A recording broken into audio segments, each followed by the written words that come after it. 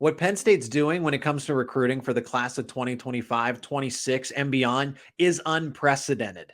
You are Locked On Nittany Lions, your daily podcast on the Penn State Nittany Lions, part of the Locked On Podcast Network, your team every day.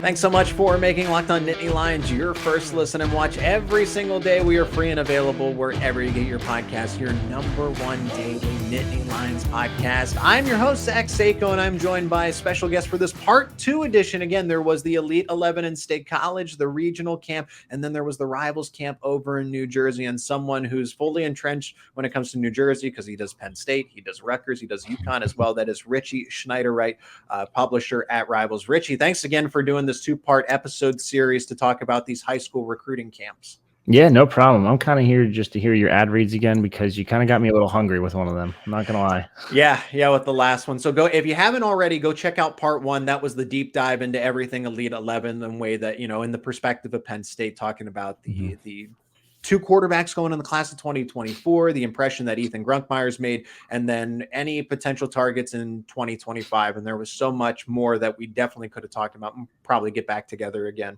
on that as well. Richie, but now it's the New Jersey camp that is taking headlines as well, because there were more skilled guys. The Elite 11, of course, is focused around quarterbacks. There were the all 22 prospects there as well, but they were there for the first part. Then they left and the Elite 11 took over. But in New Jersey, all those skilled guys were out there participating in a variety of different drills, and reporters were allowed to be there. So ultimately, from the Penn State side of things, your takeaways from that camp out in New Jersey this past Sunday, May 21st. Yeah, so I'll dive into this a little bit later, but Penn State's doing a great job with a lot of younger guys. Yeah. But there's so many of them, whether they were rocking Penn State gear, I saw Penn State backpacks, Penn State gloves, Penn State sleeves, et cetera. Any type of Penn State apparel or gear you could wear. There's a ton of it at that camp on Sunday. But going to some of the older guys, the one that really impressed me was Kaj Sanders out of Bergen Catholic. Now, I know some of you are probably looking at me and saying like Bergen Catholic, all right, now that's probably not going to Penn State, because there's kind of been a little stigma and over the past couple of recruiting classes that like they'll never send a kid to Penn State from Bergen Catholic, but it's starting to switch up a little bit, and Kaj Sanders could be that difference maker there. He looks more than the part for it. He looks like he could probably go on the field right now for Penn State. He was that big. He was every bit of 6'1", 190, 180-ish. Around there, and he's not a skinny 180. He's a ripped 180. He's going to come to campus in June for an official visit, but before that, he's going to take some others to Wisconsin, South Carolina, North Carolina, and Miami. So obviously, he likes the Carolinas. I don't see Wisconsin as a factor, and then Miami as well. But Poindexter's done a great job recruiting him, and that relationship there is really tight bond going on between those two. And then as well as Khalil Ahmad, who's one of the newer guys on the Penn State staff, but he's got Jersey connections all throughout the state. And that's a big reason why the 2025 class features multiple New Jersey guys. But yeah, Kaj Sanders is one. And then another 2024 guy I want to touch on is Christopher Jones. His, I don't know if it's cousin or uncle. I think it's his uncle, I believe. But Kenny Sanders, who a lot of people at Penn State are familiar with, is his uncle. Now he's down in the top 3. He told me it's Georgia, Florida, and Penn State. He's scheduled visits for Florida and Georgia right now for the beginning of June. He doesn't have a Penn State visit scheduled just yet, but it does sound like they're kind of in the works of one. I think that's more of the case where Penn State wants to figure out if they want a third inside linebacker or not. You have Kari Jackson already committed, who's pretty much locked in at inside linebacker, and then they also have it's slipping my mind right now. They also have Anthony Specca, who's also committed in the 2024 class. So do you need a third inside linebacker? Maybe. And plus the connections there. He's a really good prospect. He's very talented. He's very quick.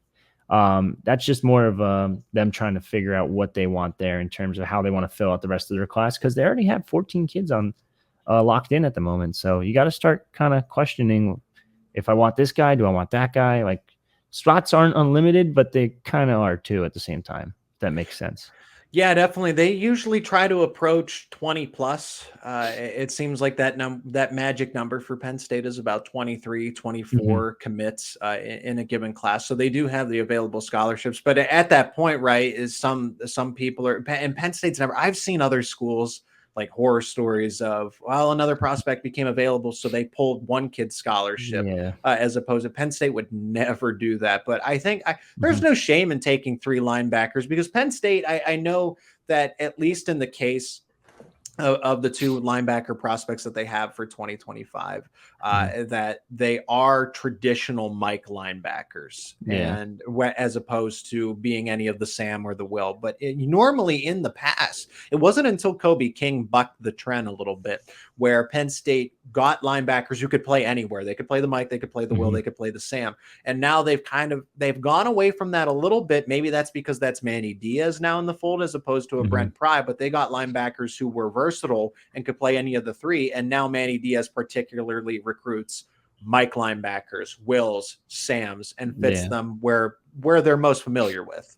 Yeah, no, I think that's kind of going to be the thing going forward. But again, how long is Manny Diaz going to be with the program if this keeps trending upward? So it's something you got to watch. Now, right now, I like Christopher Jones a lot. I know he wants to schedule a Penn State visit. I think they're going to hold off for now, and I think that might be a name you're going to have to revisit down the line, because I do think he ends up committing to one of those programs in summer, as a lot of kids want to. They want to get it wrapped up and done with now by June, which I'm okay with, so I don't have to worry about it. But he's a kid I'd probably monitor down the line. And then, like I said before, the young kids were super impressive to me. Bryce Jenkins showed up, and he's number 74 in the 2025 class. The defensive tackle, he's every bit of 6. He's 6'4", 300 per our database, but I'd argue he's probably bigger than that. He is massive. He walked in, and I'm like, oh, look at that. Oh, hey, what's on his hand? Oh, more Penn State gloves. And I'm like, oh, here we go. We tweeted out those videos about everything, and they all say like the "we are" and all that. They all do it with the gloves, which is kind of cool and neat to see. But he genuinely likes Penn State. He's a big fan of the program. A DC kid, going back to part 1 where I talked about how the DMV area is just fully rich of talent, and Penn State's doing a great job down there. And it just goes to show you here with Jenkins. And then a guy on the opposite side of the ball that really impressed me was Jayvon McFadden. He's a kid I saw at Baltimore Under Armour camp last year. And he was a little heftier lineman. Like, he was every bit of, I want to say 6'5", 320, 330. Probably had to cut down some of that ugly weight. And he's done more than that. He's transformed his entire body. I saw him, and I was like, who are you? And he was like, Jayvon McFadden. And I was like, what the heck? What happened to you? Like, you're like 280 now. What happened? Like, oh my God, like, you reshaped completely. Like, and he's another kid who had Penn State gear on, and he did talk a lot of trash, which I kind of like in the one-on-ones, but that's gotta be my favorite part. But he proved everyone wrong. He kept going for the best guys on the defensive line and kept lining up against them time after time, and won almost every single rep. He was more than dominant. So I mean, a lot of interesting DMV guys there. And then one guy particular I want to really signal out, Roman Catholic quarterback Semaj Biels. He's a 2026, so younger guy. He chose to go to Rivals over the Elite 11. I was told he got the invite there, but decided to go here instead. And then I saw him a couple weeks ago at one of the Baltimore 7-on-7s I was at. I think it's the overtime 7-on-7 actually. He impressed me. I thought it was pretty good. And then all of a sudden this week going into camp, Penn State offers him. And I'm like, oh, all right. Well, Good thing I talked to him. Good thing I watched him. Good thing I knew what I was doing there for a second. But he's a great kid. He throws the ball really well. He's a little skinny. I think he's only like 160 right now, but 2026, mind you. So that's only, I don't even know what that is. Is that a freshman right now? Be a rising sophomore. Yeah. So that's goes to show you it's he's super young, but super talented. He flings the ball so easily. It just comes off his wrist, and it's just ball goes a mile.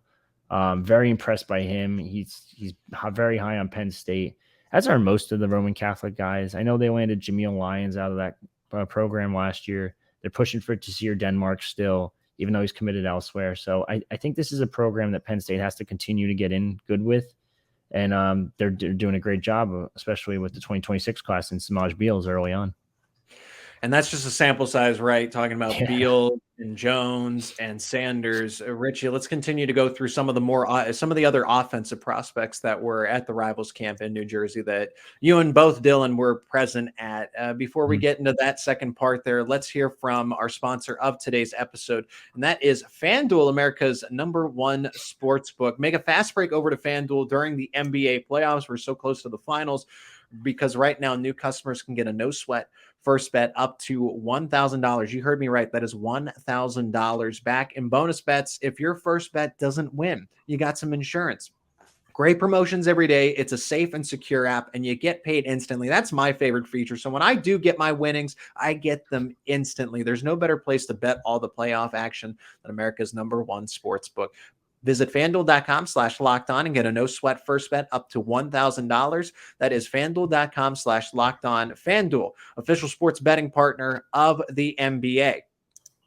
And thanks so much for making Locked On Nittany Lions your first listen and watch. Again, Penn State Rivals making Locked On Nittany Lions your go-to podcast. So check out HappyValleyInsider.com for everything football, men's basketball related, and all 31 varsity sports for Penn State. Richie coming over from Penn State Rivals to chat with us about that camp that was held in New Jersey on Sunday, May 21st. And in part 2 of the series, go check out part 1 if you want to hear more about the Elite 11 camp that was right in Penn State's backyard, or guess I should say front yard with the way the campus faces and where State College area high school is, if we're just going to get technical here, but right there in the area, a 5-10 minute walk right to campus with all of those high profile prospects in the area. But that's the same thing with the case for the Rivals camp in New Jersey. Richie, who were some of the other offensive prospects that stood out to you? Because we've gone through a few defensive ones, and then there's Biels at the quarterback position.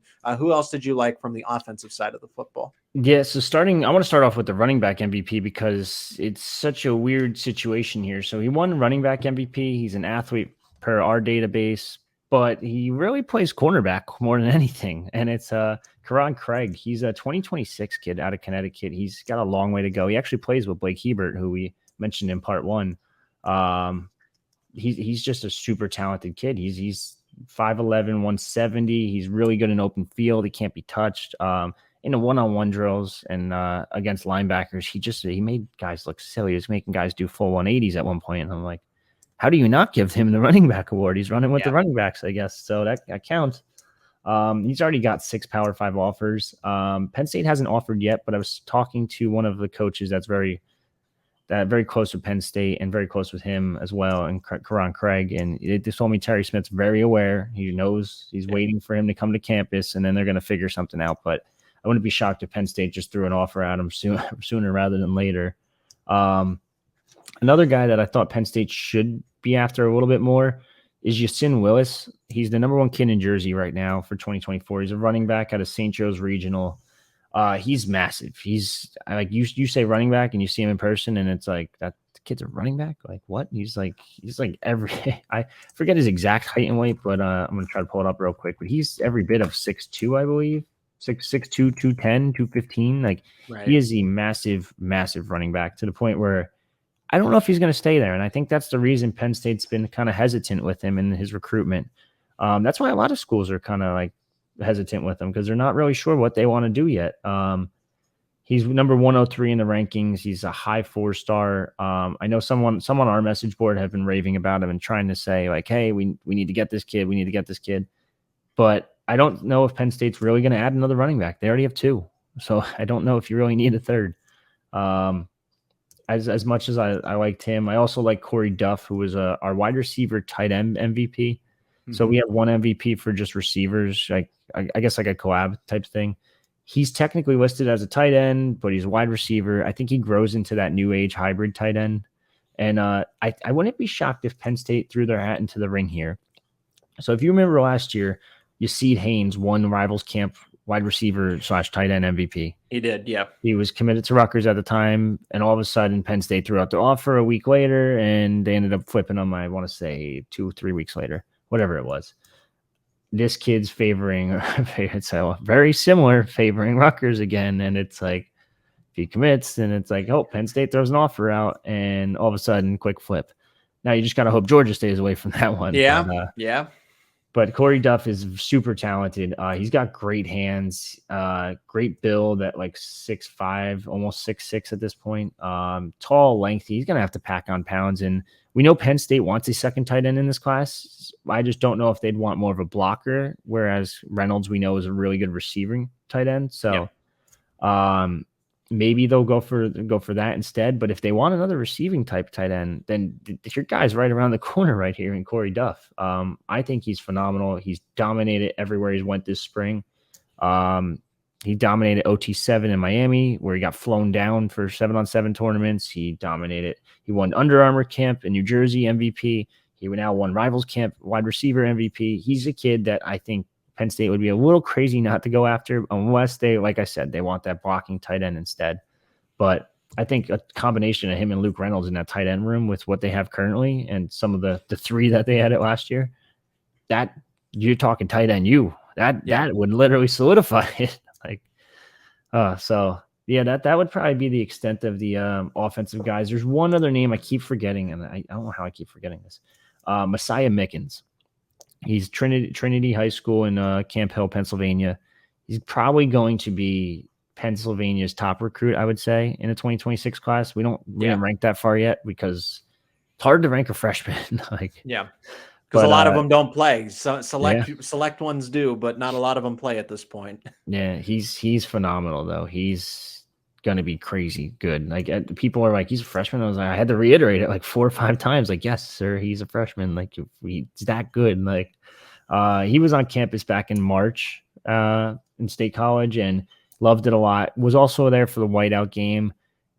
I don't want to say he's leaning Penn State because it's so early in his recruitment, but he's already got like 15 Power 5 offers. He's got Bama, he's got Ohio State, Penn State, Purdue, Michigan State, Texas A&M. He's got them all at this point. So it's a long way to go there, but Penn State is in a really good spot early on there. I talked to him for, I don't even know. I went up to him thinking like, oh, it's a young kid. So most of those young kids, they kind of give you a couple of little quotes here and there. And he just kept talking about Penn State. And I was like, all right, whoa, hey, hold on. Let me do this again. I'm going to have to turn it into like 4 different interviews. Like it's that long. It's insane. A lot of raving about Deion Barnes too from, I didn't get to this before. Some of the defensive linemen were just raving about how cool he is, how nice a guy he is, how he's just down to earth, and he doesn't talk about recruiting with these guys. And I've noticed that more and more is that's kind of what is connecting with these kids better is just ignore the recruiting aspect completely. Let's just talk as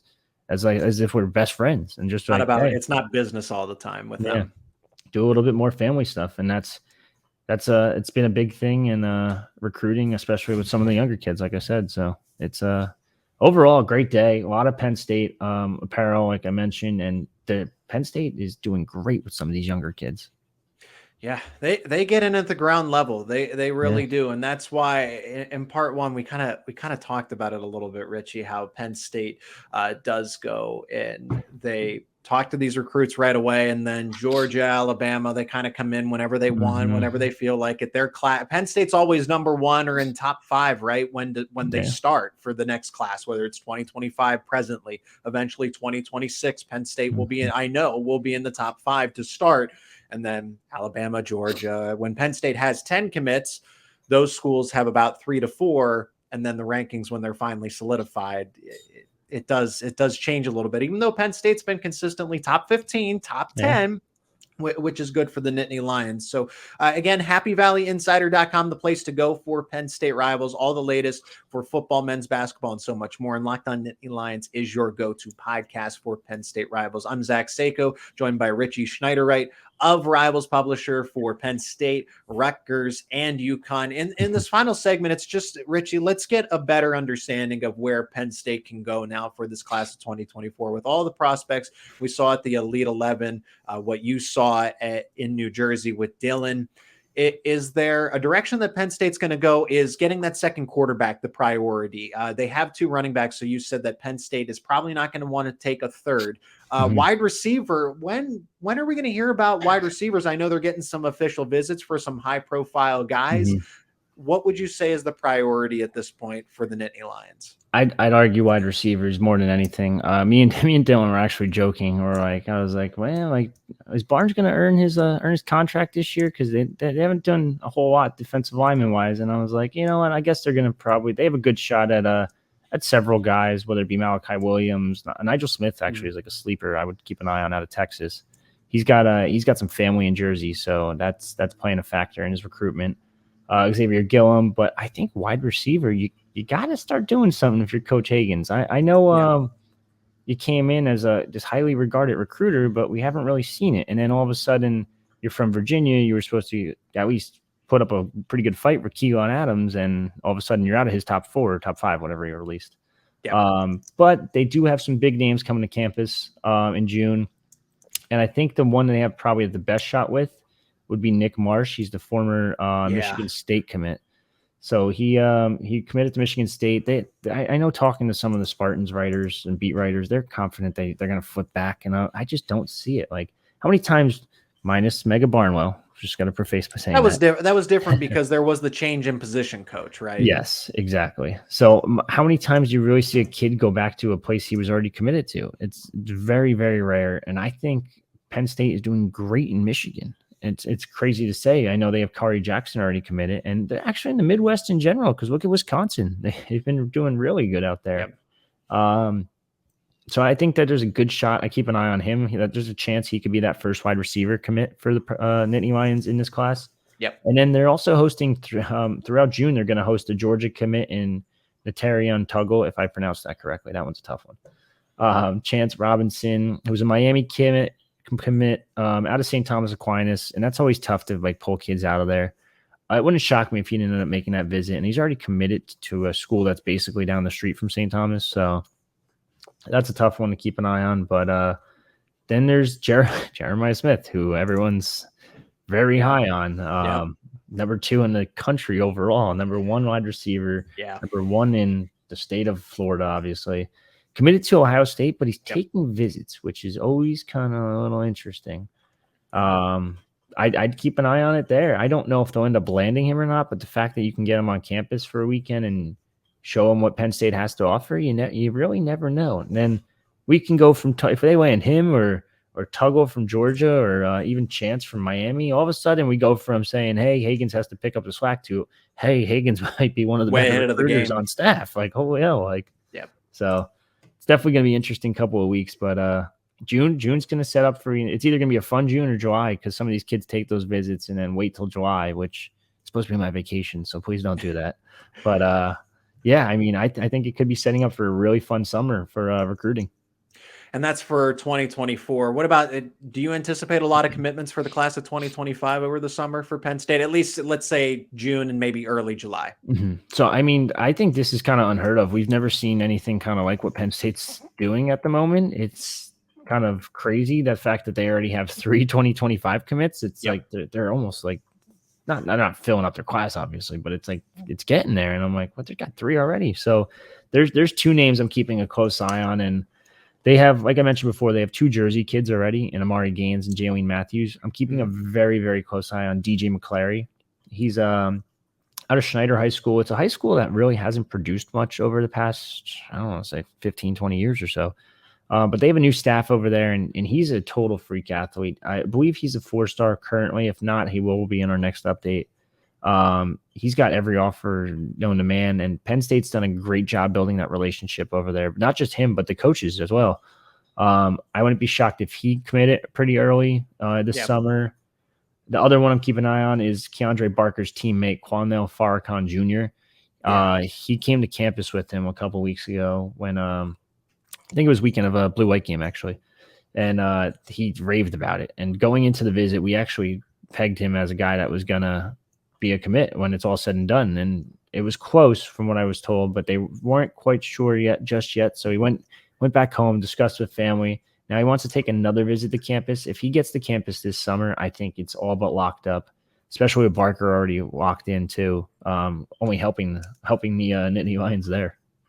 Yeah, and I know that Barker just had an impressive performance recently too. Was that at a Rivals camp down in Texas? Yeah, he won running back MVP for Rivals camp in Texas, and I talked to our Texas analyst who's actually just got hired by the Dallas Cowboys. So it goes to show you how good of a scout he is. Yeah. But he wouldn't stop raving about him. He's just enamored by the kid. He's going to be so good. And we're talking tight end you before. We might be talking running back you at this point. I've said that, right? And Barker was somebody that, I mean, you go back to Saquon Barkley, and then there was Miles Sanders, and then Noah Cain before the injury, Journey Brown before the heart condition, right? And then now you have Nicholas Singleton and Katron Allen. And I know James Franklin's the head coach, but of course, with what they're doing at running back is just so incredible. And Barker immediately, these weren't lazy comparisons. He drew comparisons to Saquon Barkley immediately across the board. So that's pretty telling about it. So when you say he's good, he is really good, and he's going to be a nice component to Penn State's. And along with, again, now in 2024, they have Quentin Martin. And Quentin Martin can do just about anything. I want to see him play safety. I like him as a defensive player, but if they say, hey, well, let's bring him in as a running back, if Jayvon Sider co-signs on that, then I'm all for it too. They know better than I do. Yeah, it's so tough. I see the athleticism. I know what you mean. Like I've seen it so many times where these kids are just like, I want to play offense. And I'm like, you could be an NFL safety like tomorrow. Don't be dumb. Like he's one of those cases where I don't think it matters where you put him, whether it be wide receiver, running back, safety, like he's going to be a stud no matter where he goes. So a Deion Sanders type, literally, where wide receiver, defensive back, running back, cornerback, safety. I don't know. That's just me. I think just because Penn State has so much talent at the running back position, that's why I'm saying you could flip Martin over and bolster a position that's just not at I'm not trying to disrespect the secondary, but I would say, at least in the case right now, Penn State is presently and projects better in the future at running back than they do in the defensive backfield. That's just my opinion. Yeah. We didn't even talk about Corey Smith, who's also committed. Yeah. I think she's also super underrated. Like he's 127 in the country, and I'm saying super underrated as if like he's some 3-star. Like he's not. He's a full-blown stud, and I think if he played anywhere that wasn't the state of Wisconsin, he'd probably be a lot higher ranked, in my opinion. But we'll see. We'll wait and see how that ranking ends up. But he is the top recruit in Wisconsin for the moment, so it is. It's crazy the talent they are bringing in that running back room. And Sider, another guy. I don't know how much longer, knock on wood, he's going to be here. I know. There's so many that it's like future head coach, future head coach, future head coach, future head coach. Like, oh geez, like it's insane. Yeah, maybe we have this debate down the road because it's more so about Mike Yurcich. I think Mike Yurcich might be a domino in the future that takes a head coaching job, and then Jayvon Sider moves into a full offensive coordinator position, or a Danny O'Brien, who that's a different episode. So, but I'll leave that as a teaser for one down the road and I'd like to have that conversation with you, Richie. I always enjoy our conversations, especially when it comes to recruiting. Richie, again, before I let you go, where can people keep up with your work as we conclude this part 2 of the recruiting camps that have gone on here between Rivals and of course Elite 11? Yeah, I hope I didn't rant on too much about recruiting. It's my bread and butter. It's recruiting season though, right? Yeah, this is the news, and this is how Penn State builds the teams that they take on for the fall. Yeah. So it's if you guys want more info on that, obviously, like Zach just said, happyvalleyinsider.com, your go-to source for everything Penn State, other than this podcast, of course. Yeah. But if you want to follow me on Twitter at Rivals Richie, I have all kinds of scoops, tweet out video clips, highlights of the camp, interviews, etc. Everything that you could think about recruiting is on that profile right there. So give me a follow today, and you'll see some more Penn State stuff soon. Richie, I'm glad we could do this. Can't wait for the next time we get to talk recruiting, college football, and so much more. Thanks for the time. No problem. Thanks for having me, Zach. Hopefully we do this again soon.